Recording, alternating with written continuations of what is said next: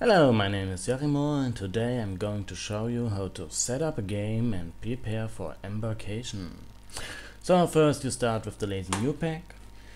You can leave most settings the way they are. They are standard settings and they'll give you an authentic game experience. You can change them later if you really want. In graphics, you can choose the graphic you want. Iron Hand is probably the most complete graphic set. Mayday is a smaller one and I'm using Phoebus. You will see how that looks like. So in advance you can make sound settings, window settings and save settings. Make them the way you want them to be. It's just normal stuff.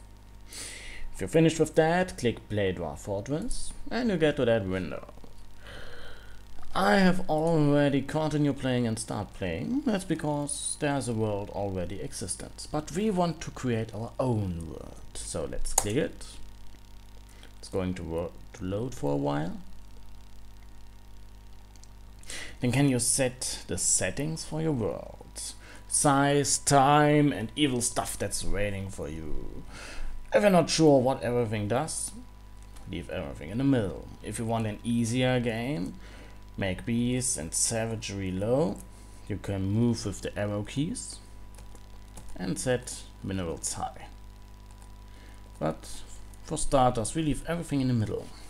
If you are ready, press Y for yes and go. Now you see how your world is created and you can already see a lot of stuff happening. Right here in the left, how old it is, which age we are. Age of Myth is a time where many beasts are wandering around.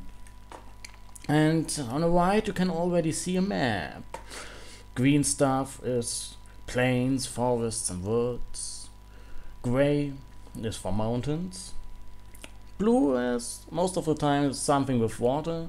Here's some light blue with shrubs, as you can see. Nice creatures everywhere. And red and gray shrubs are probably evil stuff. Haunted area with ghosts and zombies and, well, all that evil stuff that can kill your dwarf in an inch second. Don't know what this is. Anyway, you see, the larger and longer your word lasts, the longer it will take to load. Because there's so much that can happen and will happen. If you're tired of waiting, you can press Enter or Escape. And the word can be taken the way it is right now. If you want to use it that way, press U, and if you still want to continue, press C. But we'll use it as it is now. Doesn't make that much of a difference, just less stuff that happened and more for us to conquer. Press Enter.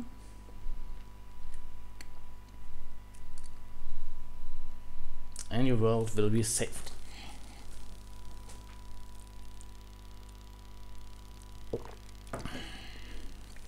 It's going to take a while because I'm recording, at least I hope so. Well, we'll see what happens here. So if you're playing Dwarf Fortress, always remember one thing: losing is fun. You're going to lose a lot. Many dwarfs, many goods, and most of the time it's either your mistake, the dwarf's mistake, or the surroundings just hate you. That's not bad, that's just normal. Make the best of it and laugh every time your miner dumps himself into a lake and drowns because he can't climb out, for whatever reason. So we press Start Game and we choose the region we just created. In my case that's region 4. You'll have region 1 with whatever name it is. They're always funny, randomly generated names. Maybe you'll laugh about them. So we can select Dwarf Fortress, Adventurer and Legends. In Dwarf Fortress you'll build a fortress. In Adventurer you'll be on your own with a single person of any kind, wandering the lands and killing stuff. And in Legends I didn't even figure that out, but it's more like watching the whole continent doing stuff. So we select Dwarf Fortress. and will be sent to the embarkation screen.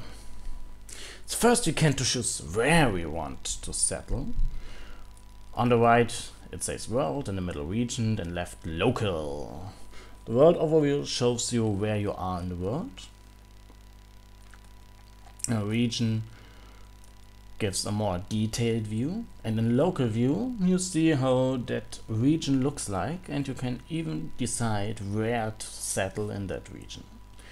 So what are we looking for? If you look on the right, you see some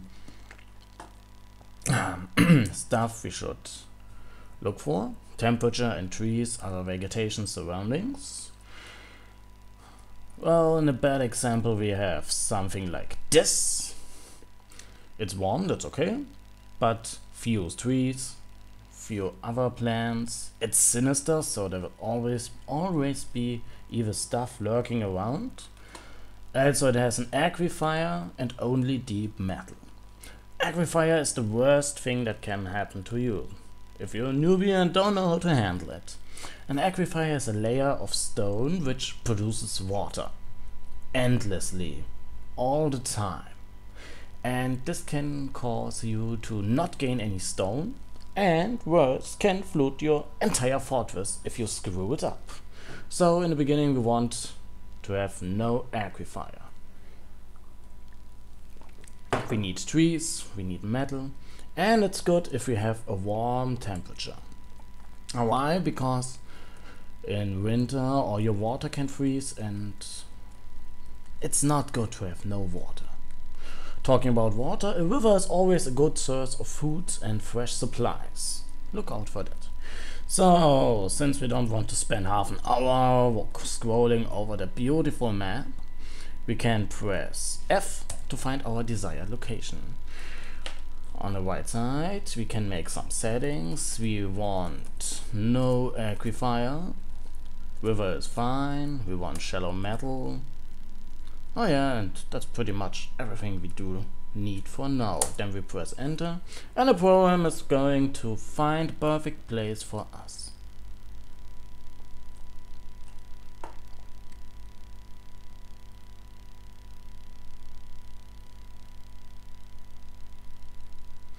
Yeah, you see, it's a lot of red stuff. There's probably... oh, there are a few places for us. So we press escape and we look what he found us. Okay, it's a haunting area. That's not cool. And somewhere in the top of here where all the dwarfs are. Oh yeah, that's pretty cool. So we go to the green X marks and we see we have a temperate area with a river, with where's the... oh yes, if you want to turn around in the local area, you gotta use the U, H, K and M keys. I don't know why it's so difficult, but it's okay. So let's see around if we have deep metal as well. No, just shallow metal, but okay, for the beginning it shall suffice. So you see that block moving around here, that's me, using the U, H, K, M keys. We decide to use that area, and then we press E for embark. And you're going to ask, are you sure you want to embark here? It's the only warning. And then we say it's okay, embark. And then we get into the embarkation menu. We can decide what to pick with us, and which animals and which talents our dwarves shall have.